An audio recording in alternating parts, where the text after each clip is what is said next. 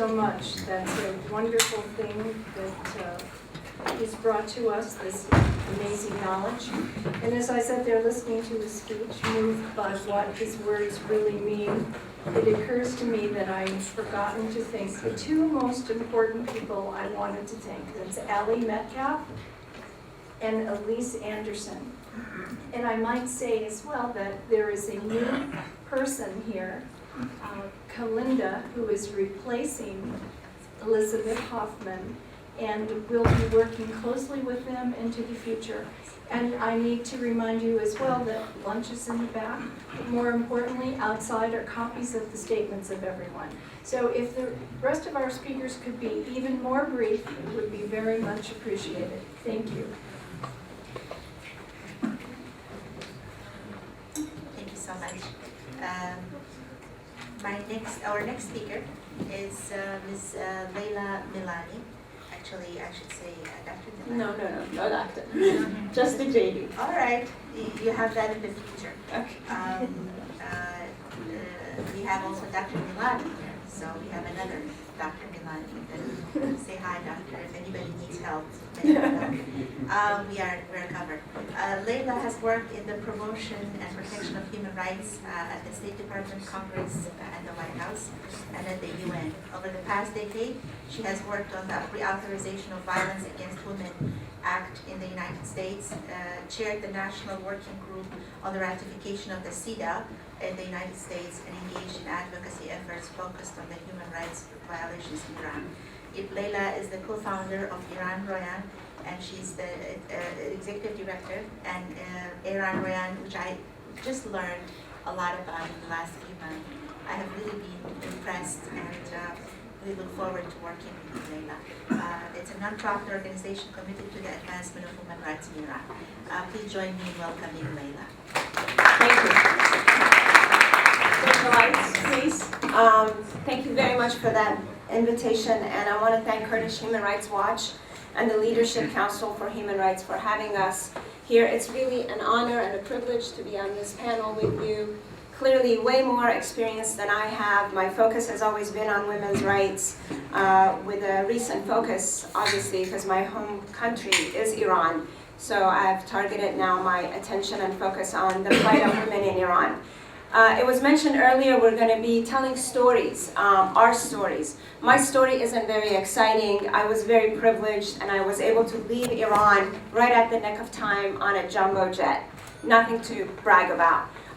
But because I had that privilege and protection, I have made a commitment to tell the story of other people, others who didn't have the same privileges and rights that I did.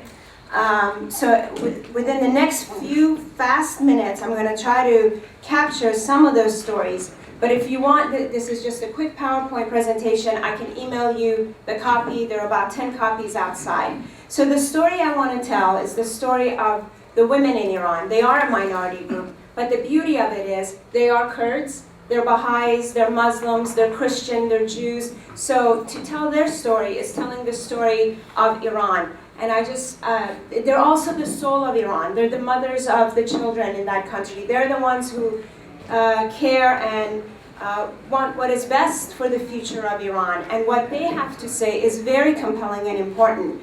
But today, those women with those hearts and souls and compassion and experience and abilities to transform the nation are not given the authority to do that. Where are they? They're behind bars. They are in prisons, and they're not able to not only take care of their own children, and this is very important, and their families, the very primal institution of a society. They are not in their homes to be with their children and their spouses, or have access to employment where they can make the changes that they need to make. Where are they? They are behind bars. They're mothers, daughters, lawyers, judges, students, teachers, journalists, doctors, activists, and sisters, and they're right in Evin, in Rajai Shahr, in Kahrizak, and in Qarchak.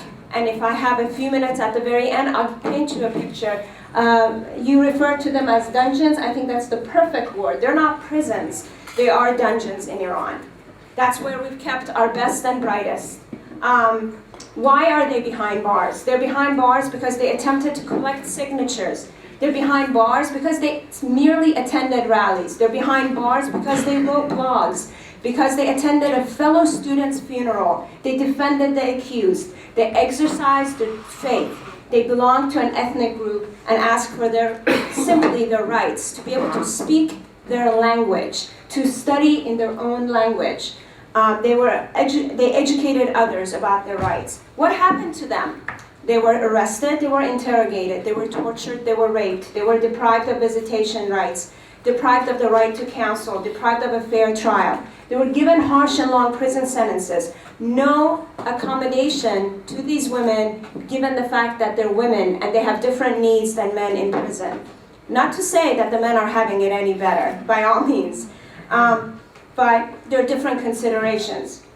Many forced to live in inhumane conditions. This is just a picture, a quick glimpse of some of the women that we have recently confirmed that are behind bars.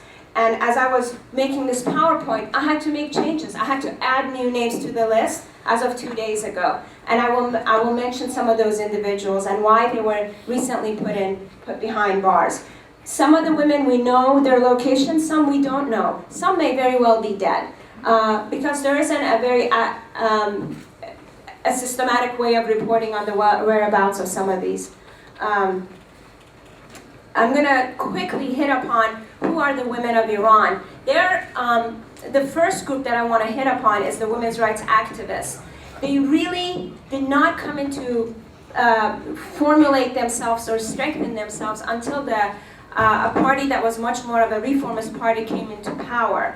And at that time, there were a little bit of leeway in Iran where there were licenses granted for NGOs to be formed and for people to gather and consult and maybe network. And it was in that period of time where the women got together, and by the time of at the eve of basically the 2006 elections, they thought that maybe things could look up and maybe we can have a voice and maybe the new leadership will listen to us and we can do advocacy and have them hear what we have to say. Well, they gathered in one of the most heroic acts that they did in a very public and egregious act of civil disobedience. About 100 women managed to enter Tehran's soccer stadium, the soccer fans, they cared about soccer, to watch a game between the national teams of Iran and Bahrain.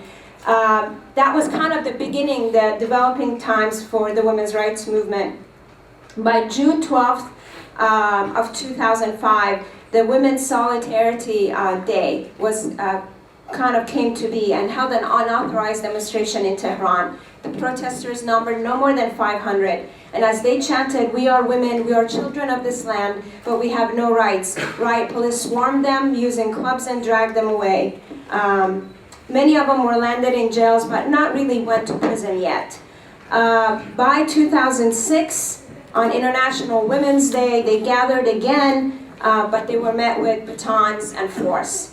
And this gave birth to, actually by August of 2006, the birth of the 1 million signature campaign. And all that did was it galvanized the women of Iran to ask for their rights, to get petitions. And by the post-elections of 2009, a couple of women that have been out and have been able to report on their status have said that in many of the interrogations where they were taken after the demonstrations, the interrogators told them, in response to the women saying, we're just here asking for our rights, we're not asking for an overthrow of regime. They were told, our red line is where the women's rights movement enters the green movement. And that is because the women were so effective as organizers, as campaigners, as creating networks and using social media. I've already mentioned what they've done. The next group of individuals that are under threat in Iran are the religious minorities, and I'm going to focus quickly on the Baha'is of Iran. And I want to focus on this because of what just happened on May 21st. I don't need to go into the details of the history of the Baha'is. I'm sure many of you already know. This is a very well-educated crowd. But as a result of the 1979 revolution and the program that was put in place for the Baha'is, which was not allowing them access to a lot of things, including higher education, the Baha'i students and professors were not allowed to enter the universities, whether to teach or to attend. The Baha'is opened their own institution called the Baha'i Institute of Higher Education by 1987. Between then and now, many times that institution has been attacked, their computers, their academic material have been taken and prohibited from allowing them to continue their education, which it's really the responsibility of the government to provide, and they don't. On May 21st, many of these homes that house the material for the Baha'i Institute of Higher Education were rampaged, ransacked, and 14 of the individuals responsible for the Baha'i Institute of Higher Education were taken into custody and are now in Evin prison as of 2 days ago. We don't know what's happening to them and what they're about. Hold on, I will close in a second. I plan on speaking about some of the Kurdish women, but you can read more about them in the presentation I have outside. I want to close by saying that all of these, and also there's information on my PowerPoint about the conditions of the 3 prisons that I shared with you earlier. Women, religious groups, ethnic minorities, they're all under threat. They have a great deal to contribute to the diversity and the growth of this country, the development of this country. And what they're doing with the women, the minority groups, and the ethnic minorities is they're locking them behind bars. So I'm going to end with that. Thank you very much for your time.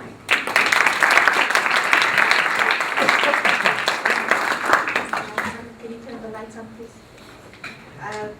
Thank you so much, Leila. I didn't know you could speak so fast. I didn't know that. Sorry you missed a lot of the presentations. We have to have an encore, but just for those who would like to see her presentation, there are printouts outside, and also you can access her website. Leila's website has a lot of good information. Again, thank you so much, Leila. My next presenter is Dr. Karim Abdian. Dr. Karim Abdian is a human rights activist in support of the rights of Ahwazi ethnic groups. He has worked tirelessly since the revolution in Iran, and I'm really pleased to have him join us today. By the way, everybody's bios is outside, and there are printouts of all the presenters. Thank you, Dr.